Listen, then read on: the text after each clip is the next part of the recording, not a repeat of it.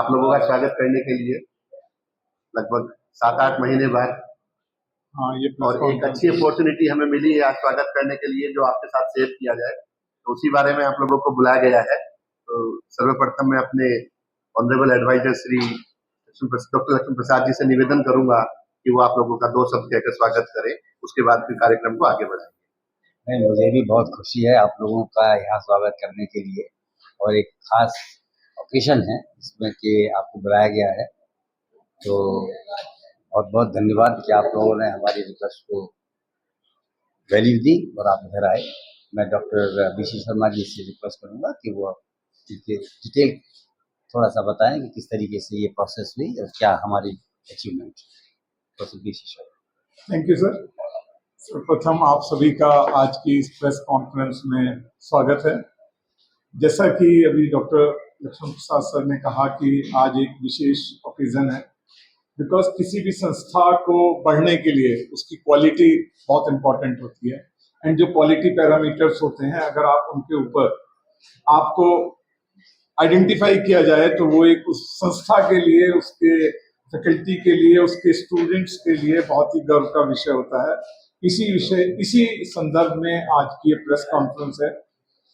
College ने करीब 1 वर्ष पहले नैक एक्रीडिटेशन के लिए अप्लाई किया था, जिसमें कि सर्वप्रथम पहले एक रिव्यू प्रोसेस होता है कि हम जो अपना डाटा जमा करते हैं उसके बेसिस पर रिव्यू होता है। फिर उसके बाद एक 4 सदस्यीय टीम कॉलेज आती है और 3 दिन तक आपने जो डाटा दिया है उसको वेरिफिकेशन, स्टूडेंट से फीडबैक, एलुमनाई से फीडबैक, स्टाफ से feedback, other stakeholders, placement के लोगों से फीडबैक, प्लेसमेंट की डाटा को वेरीफाई करना आदि उनके प्रोसेस में रहता है। इन दोनों के फीडबैक्स को देखते हुए परसों ही हमारा नैक का रिजल्ट नैक के द्वारा डिक्लेयर किया गया। And NAAC not only in 2 visits के पैरामीटर पर वैल्यू पर हमें ग्रेड देता है, उसके बाद नैक स्वयं अपने लेवल पर एक क्वालिटी एश्योरेंस सेल उनका है, उसके थ्रू वेरीफाई करते हैं कि भाई ये जो डाटा वेरीफाई किया गया है ये इंस्टीट्यूट किस लेवल का है, जिसे बोलते हैं परसेप्शन के बेस पर उस डाटा को तब वेरीफाई कर रिजल्ट आउट किया गया है। हम गाजियाबाद में साइकिल 1 में नैक की सर्वप्रथम स्कोर पाने वाले इंस्टीट्यूट हैं। इवन जो अदर इंजीनियरिंग कॉलेजेस हैं उनमें अब से पहले ए ग्रेड सिर्फ काइट को मिला था, अदरवाइज साइकिल 1 में और जितने भी इंजीनियरिंग कॉलेज हैं उनमें सब या तो B++ मिला या बी मिला, जो भी उससे नीचे मिले। तो हमको 3.1 मिला है, जिससे कि हम नैक साइकिल 1 में ए ग्रेड पाने वाले इंस्टीट्यूट हो गए हैं। नहीं, वो उनका स्कोर 3.05 था काइट को, लेकिन जो मार्क्स हमें मिले हैं वो सर्वप्रथम उसके, हाँ, गाजियाबाद में सबसे हाईएस्ट नंबर पाने वाला RKGIT पहला ऐसा कॉलेज है जो नैक से और 3+10 ग्रेड आया। ए ग्रेड पाने वाला दूसरा कह दीजिए पहली साइकिल में, और हाईएस्ट स्कोर पाने वाला प्रथम। पिछले साल हाँ, इसका लगभग 10 महीने का प्रोसेस होता है। 10 महीने का प्रोसेस होता है इसका करीब।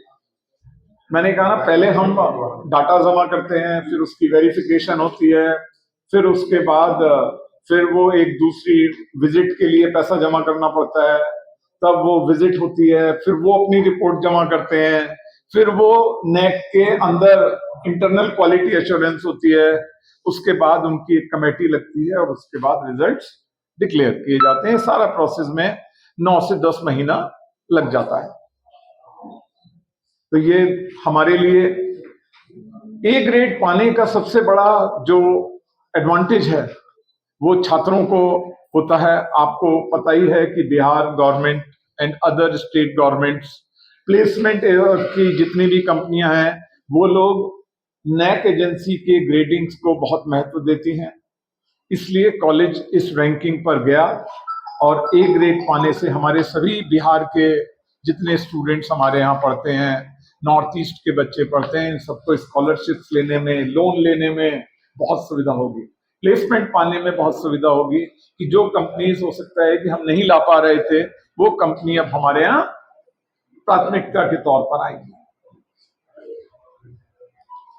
उसके अलावा जो सबसे बड़ा एडवांटेज है वो ये भी है कि आपको मालूम होगा कि बहुत सी कंट्रीज में, अरब कंट्रीज में ख़ास तौर से ये कंडीशन है कि जब तक कॉलेज का प्रोग्राम जिससे कि आप आए हैं या कॉलेज सेल्फ एक्रेडिटेड नहीं होगा तो वो एम्प्लॉयमेंट की कंटिन्यूटी का इशू उठ के आता है। और जैसे आपको याद होगा कि 4-5 साल पहले ही ऐसा हुआ था कि कतार में सडनली वन नाइट में 3 लाख इंजीनियर्स इंडिया के ऑफ द जॉब कर दिए गए थे, एंड उसके बाद भारत सरकार को उसको बीच में इंटरफेयर करना पड़ा था, और फिर इंटरफेयर कर क्योंकि हमारे यहाँ के उस समय कॉलेजेस एनबीए एक्रेडिटेड या नाक एक्रेडिटेड नहीं होते थे।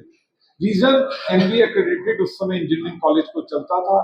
तो इन्हीं सब चीजों को देखते हुए भारत सरकार ने एक्रेडिटेशन के ऊपर ध्यान दिया, और आज की डेट में एनबीए हमारे इवन 3 प्रोग्राम्स एनबीए एक्रेडिटेड भी हैं, और भविष्य में और प्रोग्राम एनबीए एक्रेडिटेड भी होंगे इसी वर्ष में। ये भी हमारे लिए मतलब एक गौरव का विषय रहता है कि हम जिस काम को करें, अगर हमको उसमें एक पहले ही बार में सफलता मिलती है तो आदमी को उसका एडवांटेज मिलता है। अब आपकी कोई क्वेरी हो तो बताएं। जी, कोई क्वारी? तैयार किया, किसी ने कैंपस को तैयार किया, किसी ने जो एक्सपर्ट्स जो आए थे उनकी टेक केयर किया, तो ये तो एक टीम वर्क है, पूरा संस्थान इसमें एक साथ एकजुट होकर काम किया, तभी जाके ये ए ग्रेड हम लोगों को मिला है। और इसका बेनिफिट जैसे सर ने बताया कि कुछ स्टेट गवर्नमेंट ने अपनी स्कॉलरशिप सिर्फ उन्हीं कॉलेज को देती है जिसके पास ए या ए से ऊपर का ग्रेड हो, तो वो स्कॉलरशिप नहीं मिल पाती। ऐसे ही इस मतलब उत्तर प्रदेश सरकार ने भी किया हुआ है कि जो समाज कल्याण की जो स्कॉलरशिप है वो उन्हीं बच्चों को मिलेगी जिनका प्रोग्राम या तो एनबीए एक्रेडिटेड होगा या फिर वो कॉलेज नैक एक्रेडिटेड होगा। और नैक का फायदा यही है कि अगर नैक एक्रेडिटेशन हो जाता है तो उसमें किसी प्रोग्राम को क्रेडिट कराने की कुछ खास जरूरत नहीं पड़ती। अगर कराते हैं तो बहुत अच्छी बात है, लेकिन उसमें उसकी रिक्वायरमेंट नहीं बचती थी।